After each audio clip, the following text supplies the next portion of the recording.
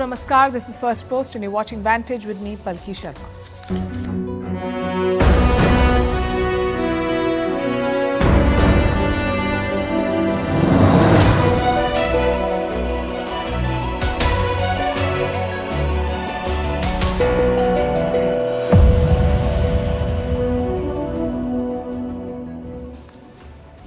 In a few moments from now, Volodymyr Zelensky will meet Donald Trump at the White House. Until last week, Zelensky was still out of favor with Trump. The US president issued warnings: accept the mineral deal or lose your country. That's what he said. But then he had meetings with the leaders of France and the UK, and Trump seems to have softened his stance. He is now going to sign a new but scaled down version of the same deal with Zelensky. But will he keep supporting Ukraine against Russia militarily? That's the question. More importantly, are the minerals in Ukraine really worth the billions of dollars that Trump is looking for?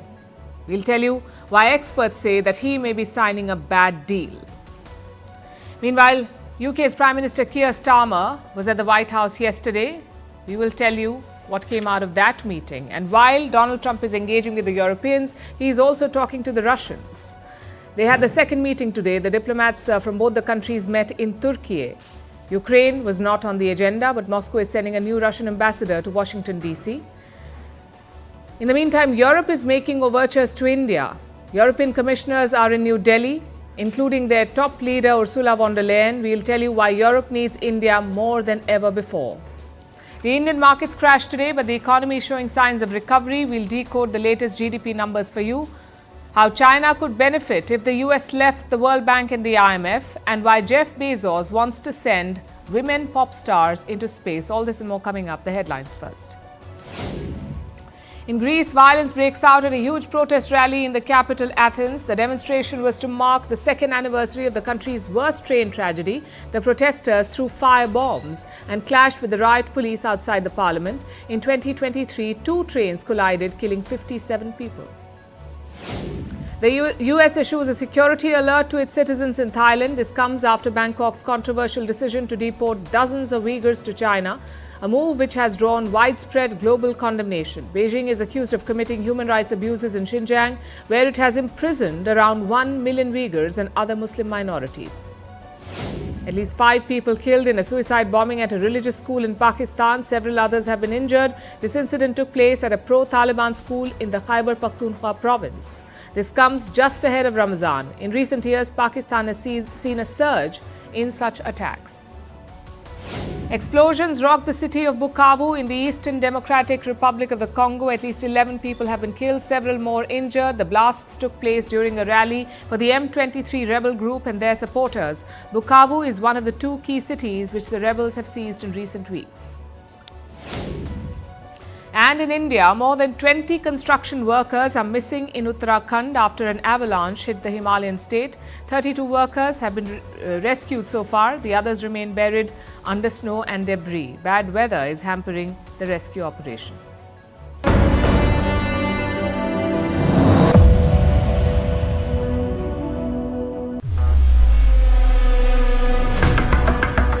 I love Ukraine, but Zelensky has done a terrible job. Did I say that? I can't believe I said that. And I've had not such good talks with Ukraine. They don't have any cards. No, we want to work with him, President Zelensky.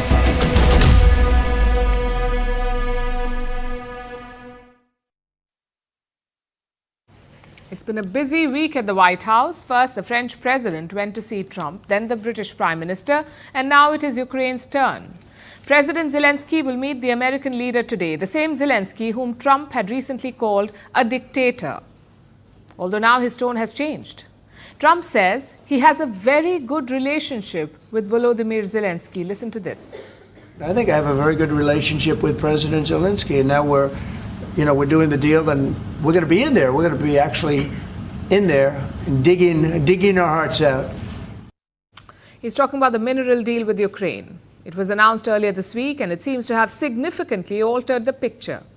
The US will get minerals from Ukraine. Now, this isn't exactly the deal that Trump wanted. His earlier demand was $500 billion. He wanted minerals worth $500 billion from Ukraine. Trump said that this would be repayment for the American aid given to them.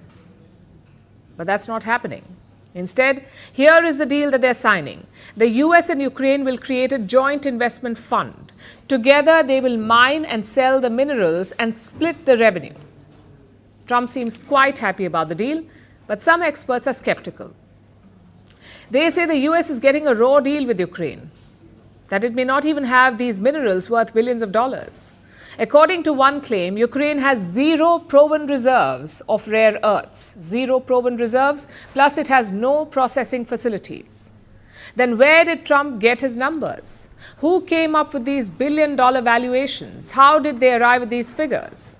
Reports say these numbers are based on old data, old and outdated. They're based on an ancient assessment of Ukraine's rare earths. It was done during the Soviet era. That was the last time that Ukrainian reserves were assessed. And this is the data set, this old data set that Trump and his team are relying on. It has some key details missing, like, is extraction even viable here? And how much would mining cost? They don't really know. There is no study to this effect. Trump is basically betting on Ukraine's rare earth potential. So he has invited Zelensky to the White House. Later this evening, they will sign the deal together. It is a dramatic turnaround. A few days ago, Trump had completely dismissed Ukraine. He said Russia had the upper hand in this war and that Kyiv had no cards to play. He also said Zelensky was not a legitimate leader. Trump called Zelensky a dictator, and now he's hosting him. So the US president was asked about it, about whether he still sees Zelensky as a dictator. Take a look at this. Mr. President, do you still think that Mr. Zelensky is a dictator? Did I say that? I can't believe I said that. Next question.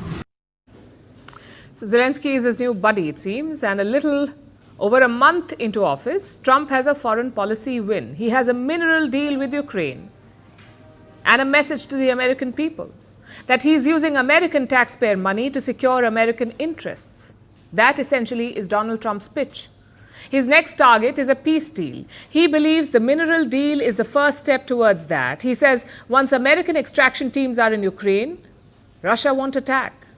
The American presence would deter the Russians. Moscow won't strike American assets. Or so Trump believes. He's called it a security backstop. We'll be working there. We'll have a lot of people working there. And so in that sense, it's very good. It's a backstop, you could say. I don't think anybody's going to play around if we're there with a lot of workers and having to do with rare earths and other things, which we need for our country. He's talking about a security backstop, but he did not spell out what it would entail, what it would mean on the ground. Zelensky might push Trump on this. He wants concrete security guarantees from the United States. This is not part of the current minerals deal, which only has a vague mention of security. The deal has no clear commitments. And that has been Trump's position. No commitment to send troops or any military assets to protect Ukraine. He refuses to commit. But Zelensky is aiming for the moon. He wants NATO-like protections for Ukraine. He may even push Trump to revive Ukraine's application to join NATO. Although the US president has already said that that is off the table. Europeans want Ukraine to be part of NATO as part of this deal. Are you willing to budge on that at all, or is it a firm? Well, I could be very nice and say, oh, well, we'll work to it. Look, it's not going to happen. It's just not going to happen.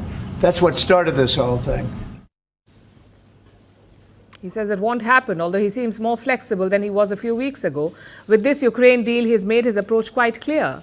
Everything has a price. Trump sees geopolitics like real estate. American support is up for sale, and the best deals would go to the best negotiators. This transactional approach could decide the fate of the war in Ukraine.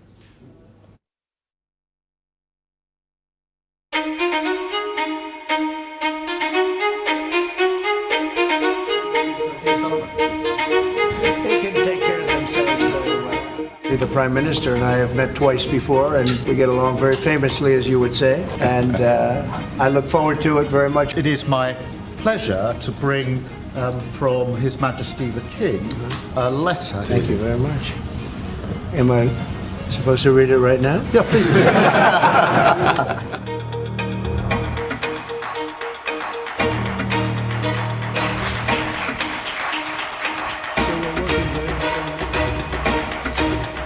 You mentioned Canada. I think you're trying to find a divide between us that doesn't exist. And That's discuss enough. Canada. Thank you.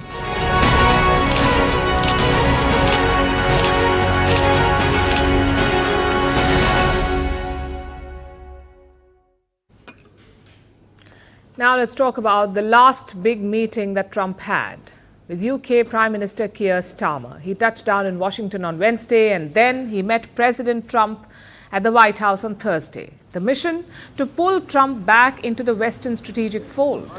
Keir Starmer had a clear agenda to reinforce transatlantic ties, to get security guarantees on Ukraine, to discuss US commitment to NATO, and to try to stay in Donald Trump's good books.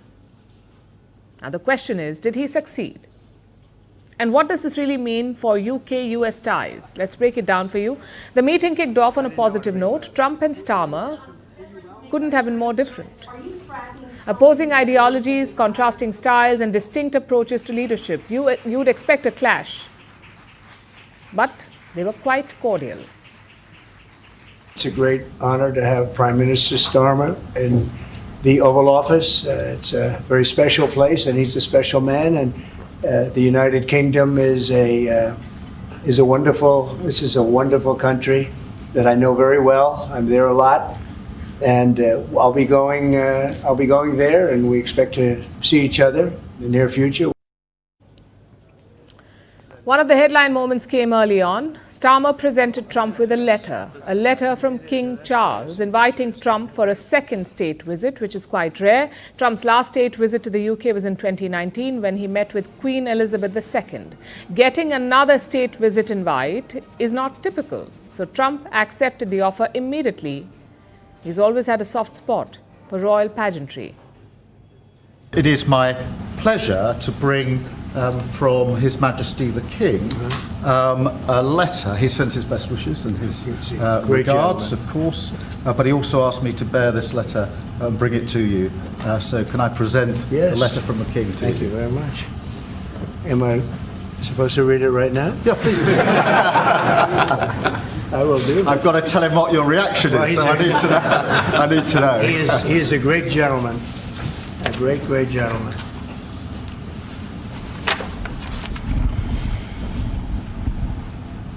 Oh, that's well. That is really nice. I must make sure his signature's on that. Otherwise, it's not quite as meaningful. It is, and that's quite a signature, isn't it? Beautiful. And from there, it was down to business. There were hits and misses, of course. Let's start with the hits. What did Starmer get? The first was trade. A US-UK trade deal is on the table. Donald Trump says it could happen soon, which means the UK has successfully dodged the tariff hammer. I think there's a very good chance that in the case of these two great friendly countries, I think we could very well end up with a real trade deal where the tariffs wouldn't be necessary. We'll see, but he earned whatever they pay him. He earned today. He was working hard at lunch, and I'm very receptive to it. I think in all fairness, in all seriousness, I think we have a very good chance at arriving at a very good deal. Another hit was the Chagos Islands deal. This is an archipelago in Mauritius. It used to be a British colony. Britain had leased the Chagos Islands, but now they're set to return it to Mauritius, the entire archipelago, except for one island, which is the island of Diego Garcia, their biggest island. The UK and the US have a joint military base there on Diego Garcia, and the UK will continue to control this island. This is the deal. It's all but final. Washington was reportedly not happy about it, but now the US president is inclined to back the deal. So that's good news for Keir Starmer. Now let's talk about the misses. The first was on Ukraine. Starmer began the discussion by praising Trump. He said that only Trump could seal a peace deal. After the flattery came the plea. He asked Donald Trump to promise US military support. Trump dodged the request. He said the mineral deal was the only guarantee the Ukrainians needed. I mean, as you know, we've already indicated that we'll play our full part in making sure that any deal, if there is one, and I hope there is, and I think this is a historic moment to make sure it's a lasting deal, and we're about to have a discussion about how we can make that work. But I have to say this, as I said yesterday, you're talking about a peacekeeping force. We have to make a deal first. Right now, we don't have a deal. To Starmer's credit, he did try, but Trump did not give in. He treated the meeting like a one-man Broadway act. He even cut Keir Starmer off during a question on Canada. You mentioned Canada. I think you're trying to find a divide between us that doesn't exist. We're the closest of nations, and we had very good discussions today, but we didn't discuss Canada. Thank you.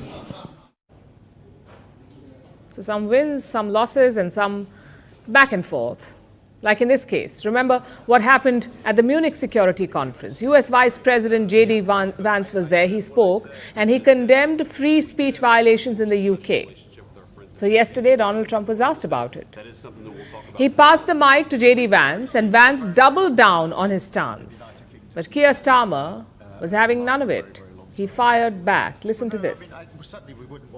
But we also know that there have been infringements on free speech that actually affect not just the British, of course, what the British do in their own country is up to them, but also affect American technology companies and by extension American citizens. We've had free speech for a very, very long time in the United Kingdom, and it will last for a very, very long time.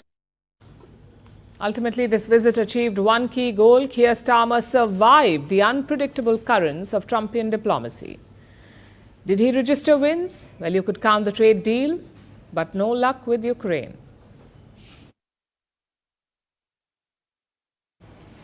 While Trump was hosting Starmer, US officials were huddling with Russia in Istanbul. That's right, Trump is eager to reset ties with Moscow, and he wants it done fast.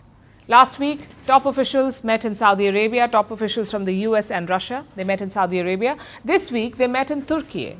So it's the second round in quick time. And what did they discuss? The Russians and the Americans. Mainly diplomatic operations. You see, the US and Russia had expelled diplomats after the Ukraine invasion, after the war began. They downgraded their diplomatic ties. But Trump and Putin want to restore it. They want normal embassy operations in both countries, and that was the main agenda of these talks. Hours later, Moscow named its new ambassador to Washington, so that part of the talks clearly went fine. What about Ukraine? Apparently, it was not on the agenda. The US said no security issues would be discussed in this meeting. Instead, the focus would be on diplomacy, on whether Moscow is serious about the talks. In public, Russia certainly is serious. President Putin was all praise yesterday. He said the first contacts inspire hope. Listen in. First contacts with the new U.S. administration give certain hopes. There is mutual determination to work restoration of relations between two countries. We understand that not everybody welcomes restoration of Russia-U.S. contacts. Some Western elites keep seeking instability in the world, and this forces will try to disrupt or undermine dialogue which has begun. That's an interesting remark. Putin says he and Trump want to reset ties, but some Western elites do not like it. He's clearly talking about Europe. European leaders have made a beeline for the White House. Their mission is to slow things down because Donald Trump is moving very fast with Russia. The question is, what happens next? Well, two things are quite clear. Number one, Russia and the US want to restore ties to pre-2022 levels. I'm talking about technical changes like reappointing ambassadors or restaffing embassies or resuming financial ties or embarking on joint operations. They want to do all of that. And we have seen indications of that. The US says both sides have identified concrete first steps. First steps for what? To stabilize bilateral ties. Meanwhile, President Putin has asked Western companies to return to Russia. He's also asking the US to resume flights. These are all clear signs of a reset. Both sides are also mulling cooperation in the Arctic. They're discussing resources extraction. They're discussing trade routes. And this has twin goals. One is obviously the economic benefits. Secondly, the US wants to drive a wedge between Moscow and Beijing. They think the Arctic is a good place to start. Of course, all of this will require the resumption of normal diplomatic ties, hence the focus on embassies and ambassadors. Which brings to the second part of their focus, what they're working on together. Peace in Ukraine. Now, this seems to be more complicated. In Riyadh, both sides agreed to end the war, but they disagree on how to do it. Consider the issue of European peacekeepers in Ukraine. This is supposed to be a security guarantee for Kyiv. And Trump says Putin will be open to it. But Russia has rejected the idea. European troops may go into Ukraine as peacemakers. So when the agreement is done, they can watch that everything is followed properly. I don't think that's going to be a problem. We explained today that the appearance of armed forces from the same NATO countries, but under a false flag, under the flag of the European Union or under national flags, does not change anything in this regard. Of course, this is unacceptable to us. And the differences don't end here. Trump also says Putin will have to make concessions. To make concessions, President Putin? Yeah, he will. He will. He's going to have to. And I believe that because we got elected, that war will come to an end. But why would he do that? Why would Putin make concessions? Putin holds the edge on the battlefield, plus Donald Trump has made it clear that he will not support Ukraine. He certainly won't give billions in weapons. Then why would Putin make concessions? Why would he give up his battlefield gains on the negotiating table? Logic says he wouldn't. And that's a mistake by Donald Trump, perhaps. He was right to push for peace, but he probably went too far. Let me quote from his statement from earlier this month. This is what he said. I think the Russians want to see the war end. I think they have the cards a little bit because they've taken a lot of territory. They have the cards. The Russians have the cards. This is what Trump has said. Do you see the problem here? Trump says Putin has all the cards, but he also says Putin must make concessions. I'm afraid that's a poor negotiating tactic, which is why Russia is in no hurry. They say, we don't expect quick results in Ukraine. We are willing to be patient. So the ball is now in Donald Trump's court. Is he willing to normalize ties without making progress on Ukraine? Or is Ukraine integral to the reset? We'll be tracking his moves closely for you.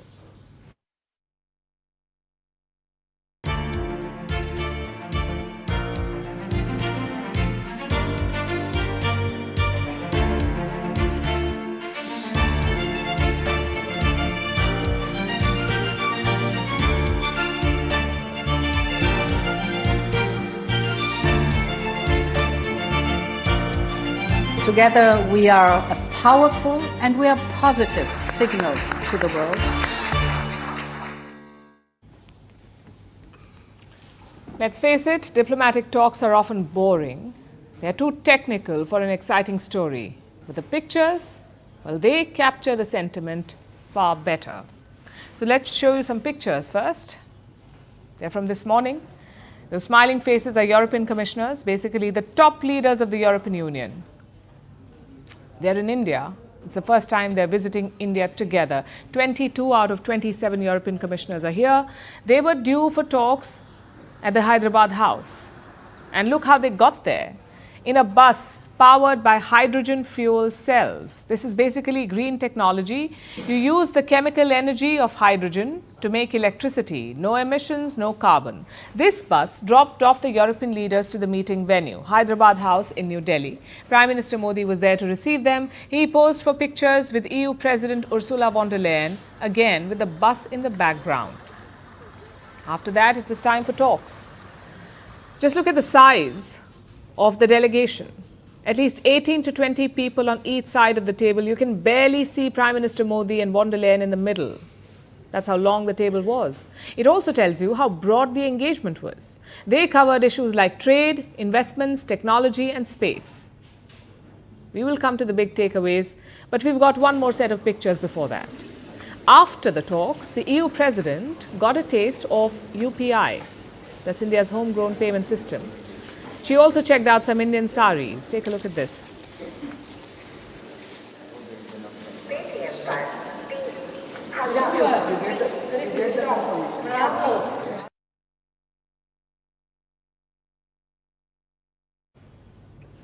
Now we come to the substance. The talks had three main takeaways. Number one, the EU wants to transform its political ties with India. It wants to expand and deepen them. A big reason for that is Donald Trump. Trump is clearly an unreliable partner for Europe, so Brussels is looking for new ones. Ursula von der Leyen made that pretty clear. She compared bilateral ties to tonight's planetary alignment. Listen to this. Today is no ordinary day. Europe and India are coming together. And as I read in the news, so are the planets. Indeed, today, 7 planets in our solar system come into perfect alignment. And that is a very outstanding event. And they say that this event signals transformation and growth. And that's exactly the moment we find ourselves in. The planets are aligned, and so are Europe and India. You don't associate flair with EU diplomacy, but today was evidently different. The EU president, did not mention Trump directly, but she did talk about isolationism. She said India and the EU stand to lose from it. We both stand to lose from a world of spheres of influence and isolationism, and we both stand to gain from a world of cooperation and working together. But I believe this modern version of great power competition is also an opportunity for Europe and India to reimagine its partnership. So Trump loomed large over this meeting. In many ways, he forced this EU pivot. Even Prime Minister Modi acknowledged that. Listen to his remarks during the bilateral. This is what he said, and I'm quoting, "Geo-economic and political circumstances are rapidly evolving, and old equations are breaking down. In times like these, the partnership between India and the EU becomes even more important." Both sides need this.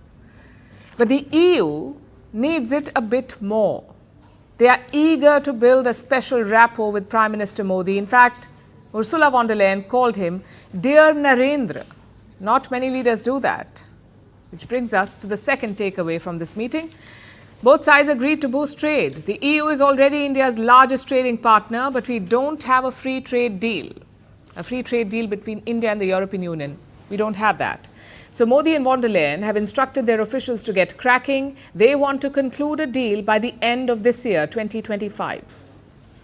हमारी partnership को elevate और accelerate करने के लिए कई महत्वपूर्ण निर्णय लिए गए हैं।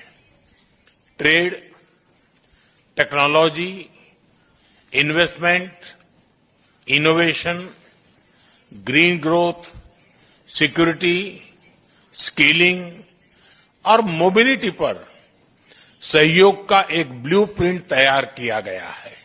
हमने अपनी टीम्स को एक पारस्परिक लाभकारी बायलैटरल फ्री ट्रेड एग्रीमेंट को, एफटीए को इस वर्ष के अंत तक संपन्न करने का निर्देश दिया है।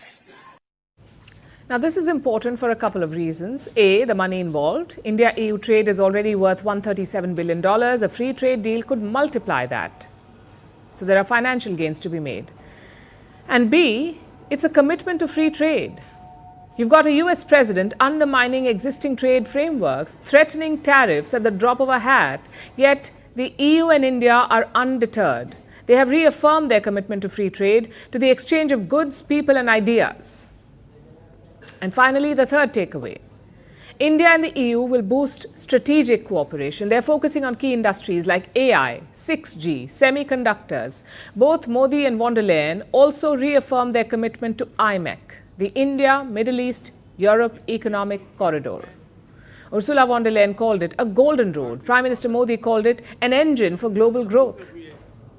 मुझे विश्वास है कि IMEC global commerce, sustainable growth और प्रॉस्पेरिटी को ड्राइव करने वाला इंजन साबित होगा। It's amazing as a project. This can be a modern golden road directly connecting India, the Arabian Gulf, and Europe. It's fascinating. It has a rail link that will make trade between India and Europe 40% faster. The two leaders also called for expanding defence ties. Ursula von der Leyen noted that India is diversifying weapons imports. She said the EU is ready to step in. Prime Minister Modi also voiced support for the idea. He pushed for co-production of new weapons. All in all, this was a productive trip. We have seen good rapport and good results. The key is to build on that. The biennial India-EU summit is slated for later this year. Ursula von der Leyen and her team will visit India once again for that. Let's see what progress can be made by then.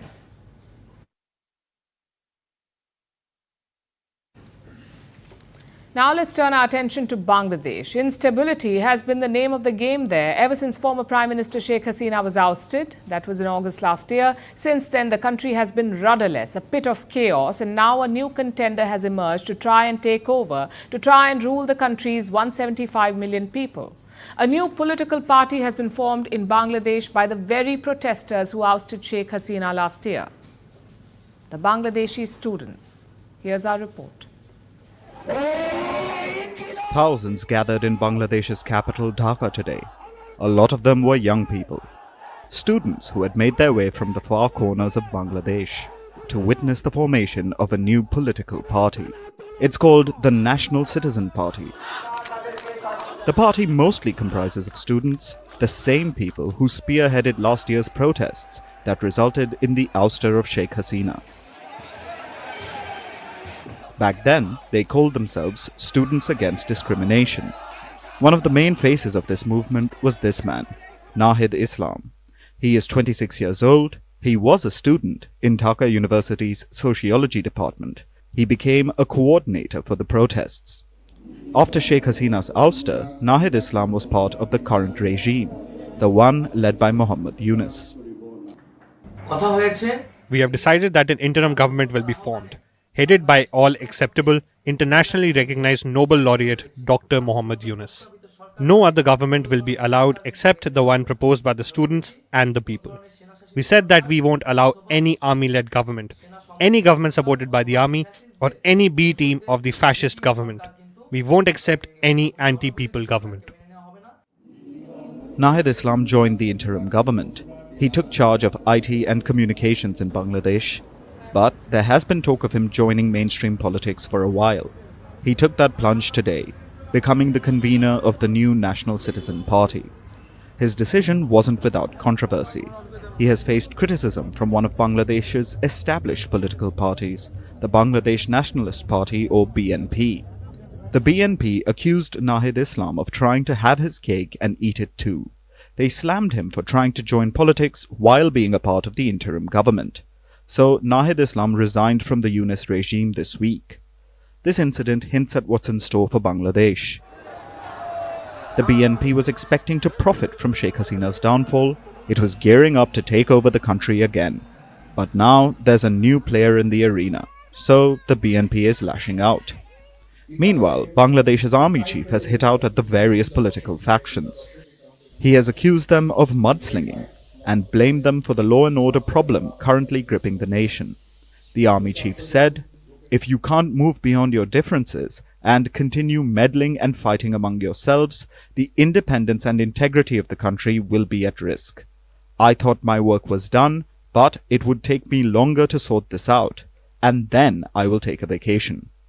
It's a hint that the army could step in, because the political factions in Bangladesh don't know how to work together. And today, they just got another one, a student-led party, which could stir the pot further. Bangladesh has been struggling for months now. First, they blamed Sheikh Hasina for their problems. They ousted her, but the problems persisted. An interim government came in, led by a Nobel laureate and backed by student leaders like Nahid Islam. But the problems still persisted. So next, Bangladesh started blaming India for everything. While it kept saying it wanted good ties with its neighbor, but anytime something went wrong, from law and order issues to things like flooding, New Delhi was somehow always to blame. India isn't having it though. It has told Dhaka to decide on what kind of relations they want. The new student-led political party will have to make this choice too. Nahid Islam says he wants Bangladesh to be neutral, not pro-India, not pro-Pakistan, but he was part of the interim government, and their actions were anything but neutral. So New Delhi will be watching his words and actions.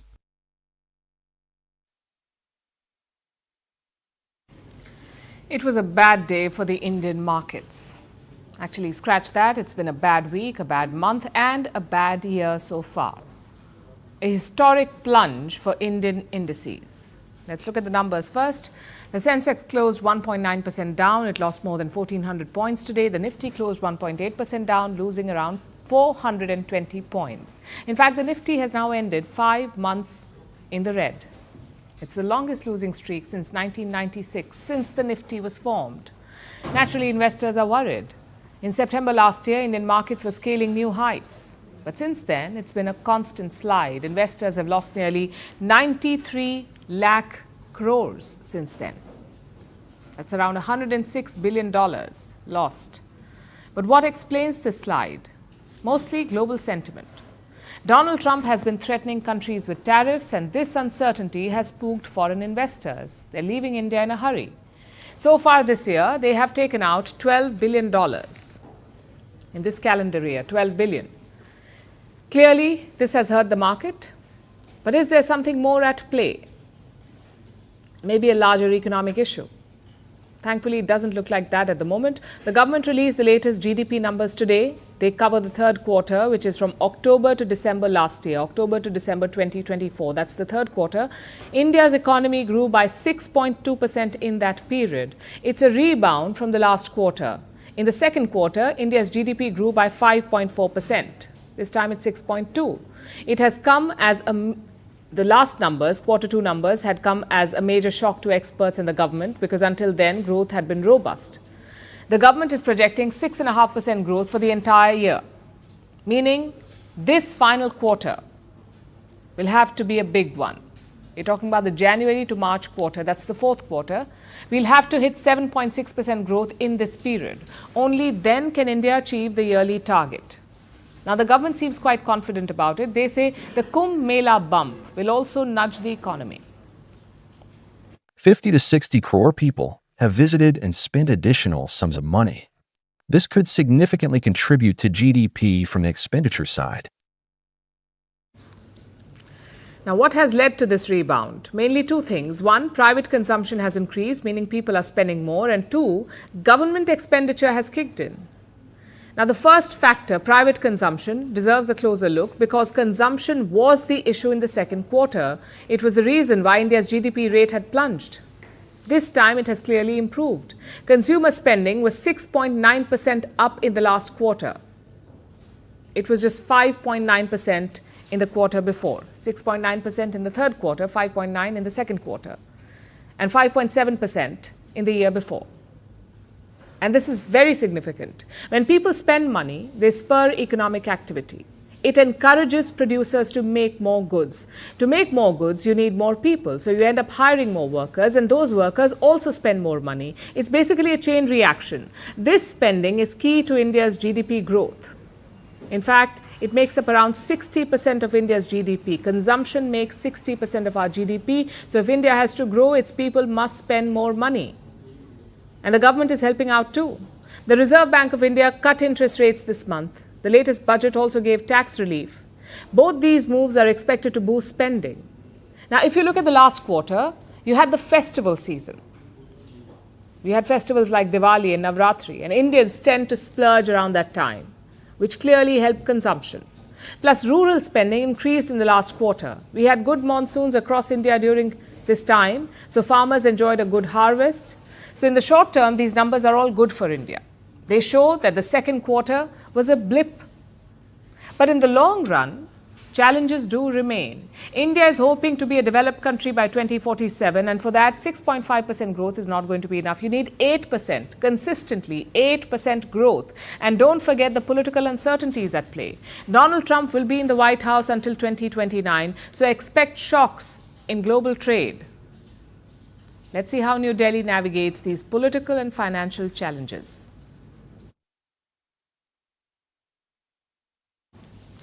Our next story is from Turkey, where a call has been issued, a call to end the long-running conflict, between Turkey and its Kurdish minority. This conflict has been raging since the 1980s, and it has led to more than 40,000 deaths.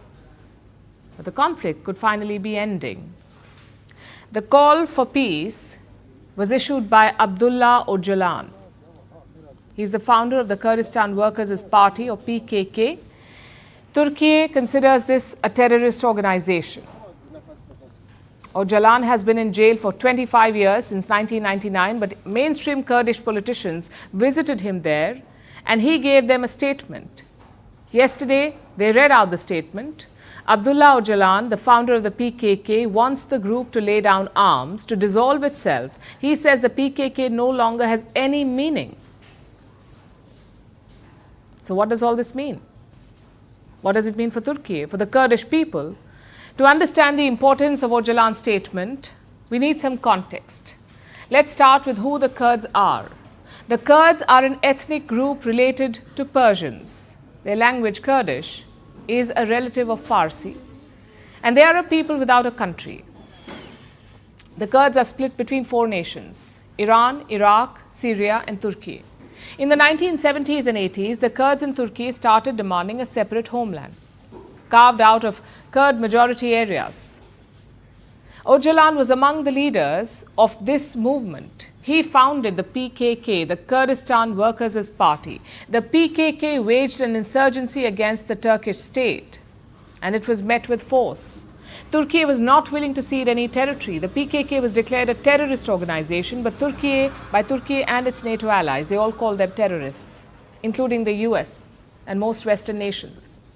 In 1999, Öcalan was arrested and imprisoned. The other PKK leaders eventually left Turkey.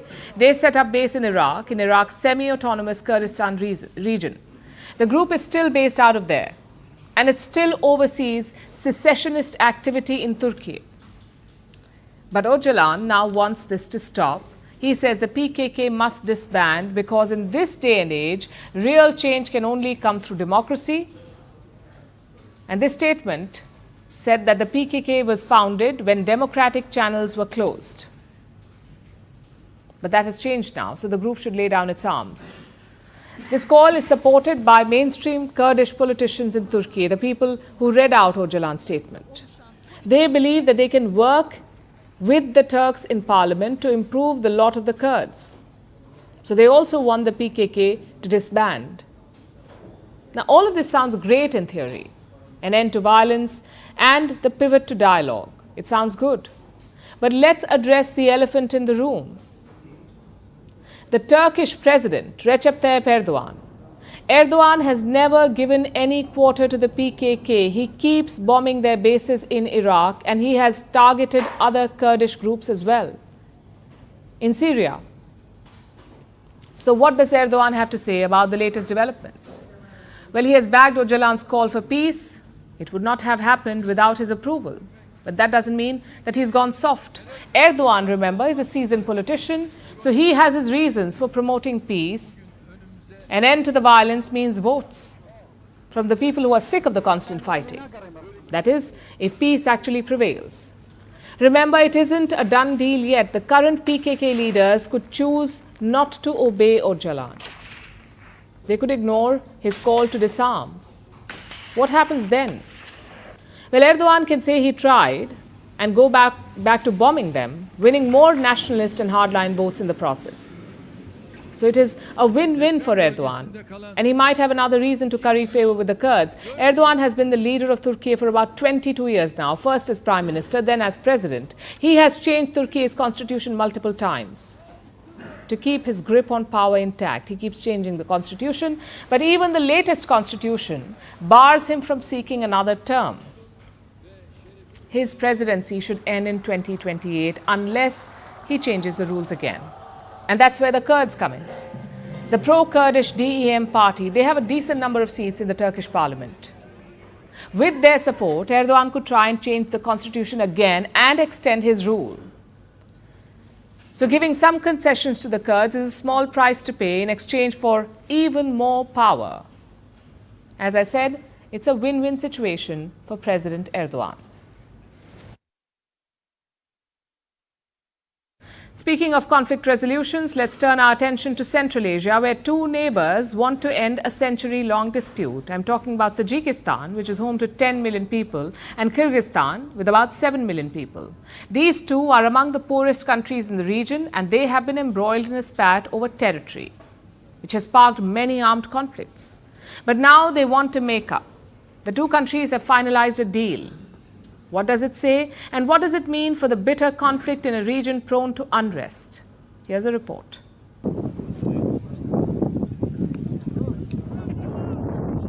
A rare bright spot has emerged on the geopolitical landscape. We're talking about Central Asia. Two neighbors are ready to end their long-running spat, which sparked clashes between ethnic groups and killed hundreds of people. Kyrgyzstan and Tajikistan have put border troubles behind them. They have finalized a delimitation agreement. It demarcates their nearly 1,000-kilometer border, resolves disputes over certain sections, and sets the stage for the expansion of regional trade. Decisions take into account the interests of both parties. Borders defined in the interests of only one side will not lead to anything good, because the other side must also be satisfied. Only then will there be peace. Before we discuss the agreement, here is some context. The saga goes back a century, when the Soviet Union formed republics in Central Asia. Lines were drawn on a map, with little regard for geographical or ethnic complexities. When the Soviet Union fell apart in 1991, Kyrgyzstan, Tajikistan and other states declared independence, and disputed borders became a point of contention across the region.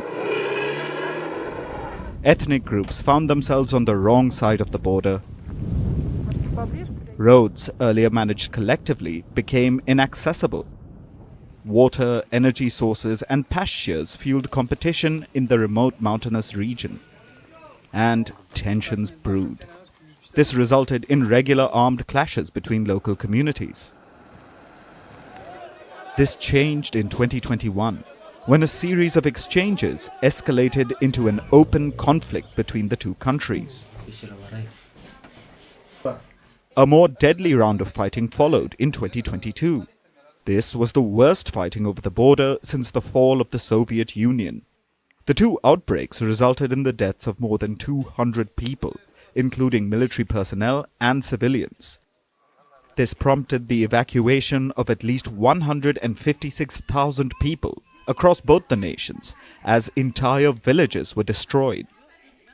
But then came a turning point. In 2023, Bishkek and Dushanbe had a breakthrough. They signed a joint protocol. It served as the basis to resolve the issues. In 2024, they doubled down. The two nations announced a border demarcation deal, but they didn't make any territorial concessions. I am declaring with certainty that the issue of delimitation of the border between the two states, implementing the political will of the leaders of our state, is about to be resolved. And now they have finalized it. Under the deal, the two countries will demarcate the border, open the way to smoother transport links, declare many controversial roads neutral, ease access to oil wells, water resources, and zones vital for agriculture. We worked closely with the Tajik side.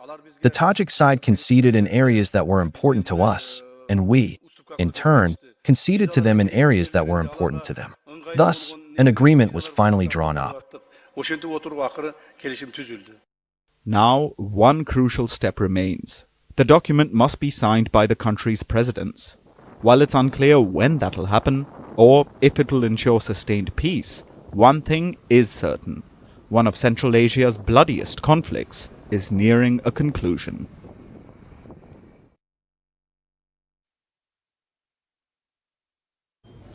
For our next story, let's go back in history. It was July 1944. The world was still at war. The Second World War was on. But far from the battlefields, a meeting was underway in the quiet town of Bretton Woods in the US. Representatives from 44 nations had gathered there, and their mission was quite simple: to rebuild a shattered global economy. This conference gave birth to two institutions, the International Monetary Fund, or the IMF, and the World Bank. They would shape global finance for decades to come, and at the helm of it was one nation, the United States of America. It established itself as a leader in global financial governance. But 8 decades later, the US wants a review of its role in the IMF and the World Bank. This is in line with what is written in Project 2025, which is a right-wing playbook to reshape the US federal government. Now, this project calls the IMF and the World Bank expensive middlemen. It suggests that the US should exit them. So is that the next stop or the next step for Washington, D.C.? What will that exit mean for the world, and will China look to fill this gap? Let's look at these institutions first. Look at what they do. The IMF serves as a financial lifeline, especially for nations in distress. It has bailed out multiple countries, the likes of Greece, Argentina, Sri Lanka, Pakistan. It has stepped in when economies crashed and debts piled up. Its support varies from emergency bailouts to precautionary credit lines. But IMF aid is never free. Its loans come with conditions, forcing countries to make tough reforms and often plunging them into deeper crisis and political instability. Now, the US holds unparalleled influence in the IMF. It is the largest contributor with around $117 billion committed. This makes Washington the biggest shareholder with 16.5% voting share in the IMF. That's America's voting share, 16.5%. For any key IMF decision, you need 85% majority. The US has 16.5%. Essentially, the US can veto any decision or reform at the IMF. Now let's look at the World Bank. The World Bank lends money at a low rate to poorer countries. This money is used for everything from development projects to financial tools. The World Bank has one main lender. It is called the International Bank for Reconstruction and Development, the IRBD. Now, the US is the biggest shareholder here too. It controls around 16% of the vote. It has also historically appointed the World Bank's president. So American influence runs deep. And let's be clear, this is not about charity. America's involvement goes far beyond economics. It is a strategic tool, a lever of power and persuasion for the Americans. Historically, the US has used these institutions to serve three purposes: rewarding allies, pressuring adversaries, and stabilizing regions which are vital to American interests. For example, Iraq and Afghanistan, nations reduced to rubble by US military interventions. And who footed the bill for their reconstruction? The IMF and the World Bank. So what happens if the US exits these bodies? The first problem will be funding. Without Washington, there will be a deficit in funds. Other major economies will need to step up, or the IMF and World Bank will have to scale back. Their assistance will be affected. They won't be able to lend the kind of money they do right now. The second problem will be a power vacuum. Who will fill this gap left by an American exit? There's only one country that's vying for this position, and that country is China. Beijing accounts for 18% of the global economy, but its share in the IMF is a little over 6%. So China has long rallied for more influence. An American exit gives Beijing the perfect opportunity. It can push for reforms to suit its needs. China can tilt the global financial governance in its favor. It can prioritize BRI partners. It can soften conditions linked to financial assistance. It can use these bodies for its own gain, just like the US has done for years. And where does that leave the world? A US exit would rewrite the rules of global finance and further disrupt the global financial order. For our last story tonight, let's shift our focus upwards to space, because that's where some pop culture stars will be, thanks to Blue Origin. This is a space company. It belongs to Amazon founder, billionaire Jeff Bezos, and it's all set to make history. An all-female crew will lead its next flight into space. The crew will have 6 members, including pop star Katy Perry and Bezos' fiancée, Lauren Sanchez.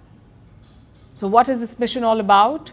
What does it mean for Jeff Bezos and the private space race? Here's a report. The award-winning singer of Firework may soon be able to explore her E.T. dreams in reality. In case you haven't guessed it yet, we're talking about pop singer Katy Perry. She will blast into space on a 59-foot-tall Firework, which is a tourism rocket, along with 5 other women on Blue Origin's next crewed flight mission. Blue Origin belongs to Amazon founder and billionaire Jeff Bezos, and it's all set to make history. An all-female crew will helm its next flight into space. This includes pop star Katy Perry, Bezos' fiancée Lauren Sanchez, TV host Gayle King, former NASA rocket scientist Aisha Bowe, astrophysicist Amanda Nguyen, and film producer Kerry-Ann Flynn. This will be the first all-women spaceflight to take place since 1963. Since the Soviet Union's Valentina Tereshkova flew on a solo mission and became the first woman in space. So much for gender parity on Earth and outside it. But fear not, a billionaire is going to fix it, and pop culture stars will shoot for the stars this spring. There's no specific date for the launch, but it will have to happen before the last week of April, because that's when astronaut-adjacent Katy Perry goes on tour. So the rich and famous will have to be shepherded towards New Shepard before that happens, obviously. New Shepard is the name of the rocket. Its star-studded trip will be fully autonomous, meaning there will be no pilots. The spacecraft will shoot 100 kilometers above the Earth's surface. It will take passengers past the Kármán line. This is where outer space begins. The entire trip will last about 11 minutes. So much for the rumoured $1.25 million apiece flight. But despite the costs and concerns, space tourism is booming. Several celebrities have embarked on a flight to space previously. The number of private rocket launches has more than doubled over the past 5 years, thanks in large part to billionaires, including Bezos, Elon Musk and Richard Branson. Space tourism has become crucial for them amid the ongoing battle between commercial rocket companies. After all, space missions with celebrities are an effective PR tactic. Plus, they help bring in more money. And if companies end up making history with these missions, that's another easy gold star. And there are few who need it more than Bezos. He founded Blue Origin in 2000. He's poured billions of dollars into the company, but it has lagged behind Elon Musk's space company SpaceX. The pace at which Blue Origin innovates is usually slower than SpaceX, and when it does hit milestones, it's late to the game. For instance, last month, Blue Origin debuted a powerful rocket that can carry hefty payloads to space. It was a success. But SpaceX mastered this maneuver a decade ago. And while Blue Origin has undeniably grown, the pace has become unsustainable. So the company is cutting costs. Earlier this month, it announced plans to lay off 10% of its workforce of more than 1,000 employees. And now, just 2 weeks later, it has made announcements for a historic all-women celebrity crew. This will be the highest-profile mission yet for Blue Origin. And for Bezos, his dark horse.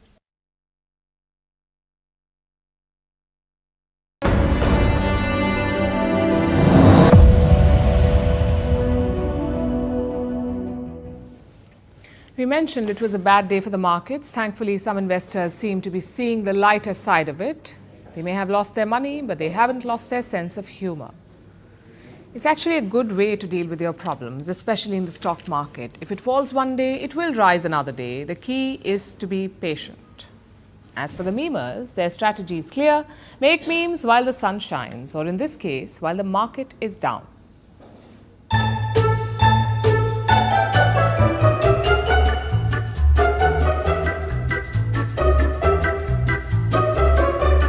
अरे 35 लाख का तो हमारा investment है, तो 36 लाख का घाटा कैसे हो गया? Hello, everybody. Sir? First day at McDonald's. I'm looking for a job.